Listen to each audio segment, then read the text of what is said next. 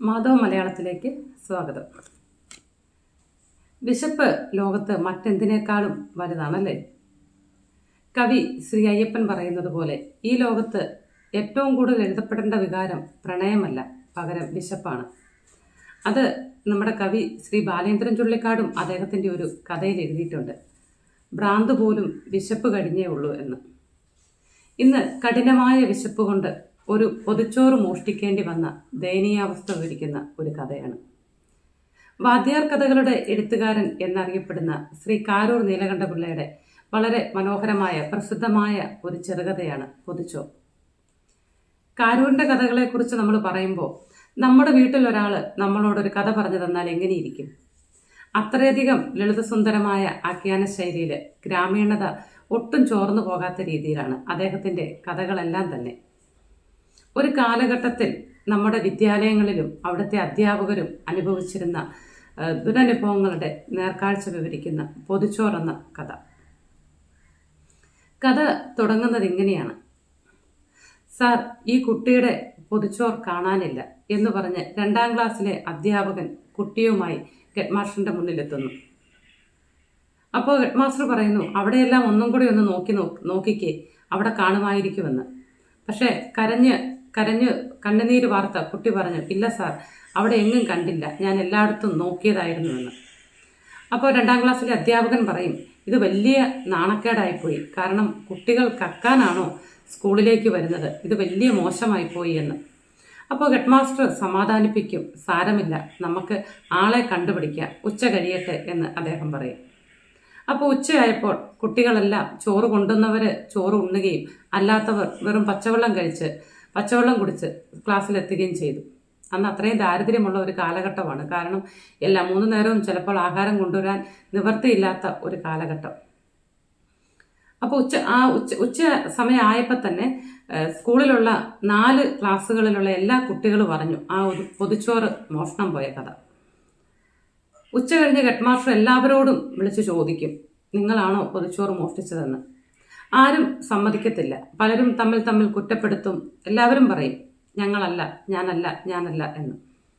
അദ്ദേഹം അവസാനം കുട്ടികളോട് പറയും, ആരും തെറ്റ് ചെയ്യരുത്. കാരണം നമ്മളൊരു തെറ്റ് ചെയ്താൽ ചിലപ്പോൾ മനുഷ്യരുടെ കണ്ണിൽ നിന്ന് നമുക്കത് മറച്ചു വെക്കാൻ കഴിയും.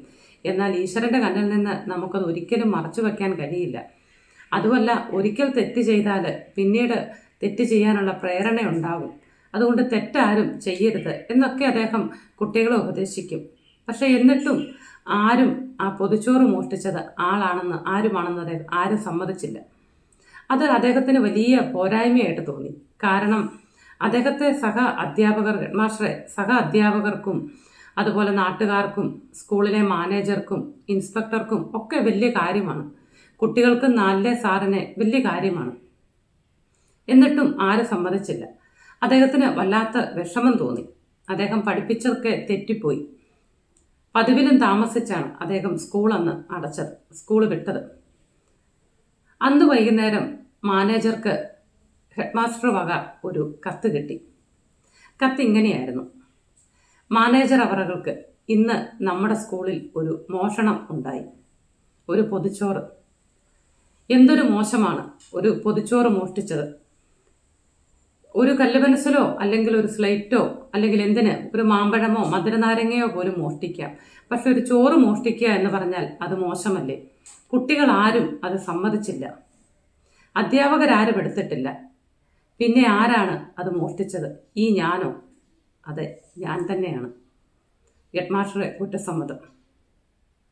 28 മണിക്കൂറിലേറെയായി ആഹാരമൊന്നും കഴിക്കാത്ത ആ പാവം അധ്യാപകൻ നടത്തിയ പൊതിച്ചോറ്, 2ാം ക്ലാസ്സിൽ പഠിക്കുന്ന 3 ഉരുള മാത്രം ആ ചോറുകുതിയിലുള്ള ആ പൊതിച്ചോറ് അദ്ദേഹമാണ് മോഷ്ടിച്ചത്.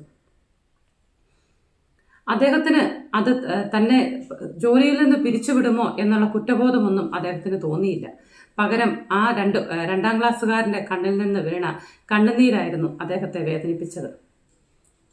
പിന്നീട് അദ്ദേഹം ഇങ്ങനെ ചോദിക്കുന്നു, കാരണം 30 വർഷം ജോലിയിലിരുന്ന് എനിക്ക് മാസം 8 പേരടങ്ങുന്ന ഒരു കുടുംബത്തിലേക്ക് മാസം 12 രൂപ, സാധനങ്ങൾക്ക് വില കൂടുന്ന ഈ ഒരു കാലഘട്ടത്തിൽ വെറും 12 രൂപ കിട്ടിയാൽ എന്ത് ചെയ്യാൻ കഴിയും എന്നാണ് അദ്ദേഹം ചോദിക്കുന്നത്.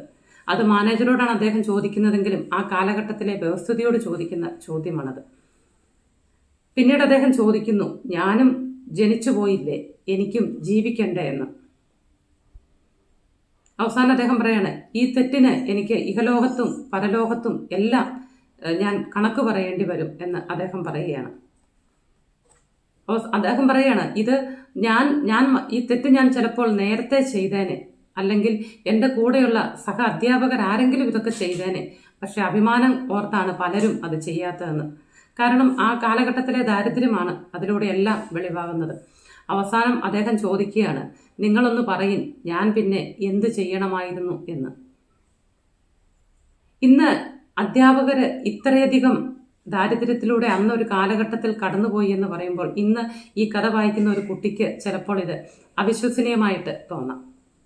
പക്ഷെ ഒരു കാലഘട്ടത്തിൽ ഇതുപോലൊരു കാലം ഉണ്ടായിരുന്നു എന്ന് ബോധ്യപ്പെടുത്തുന്ന, അല്ലെങ്കിൽ അന്നത്തെ വിദ്യാലയങ്ങളും അധ്യാപകരും എല്ലാം ഇതുപോലൊരു ദുരനുഭവങ്ങളിലൂടെ കടന്നുപോയിരുന്നു എന്ന് നമ്മളെ ബോധ്യപ്പെടുത്തുന്ന പൊതിച്ചോറ് എന്ന മനോഹരമായ കഥ ആസ്വാദനം ഇവിടെ പൂർണ്ണമാവുന്നു. മറ്റൊരു വിഷയവുമായി മാധവ് മലയാളത്തിലൂടെ വീണ്ടും കാണാം. വീഡിയോ ഇഷ്ടമായ ലൈക്ക് ചെയ്യുക, സബ്സ്ക്രൈബ് ചെയ്യുക.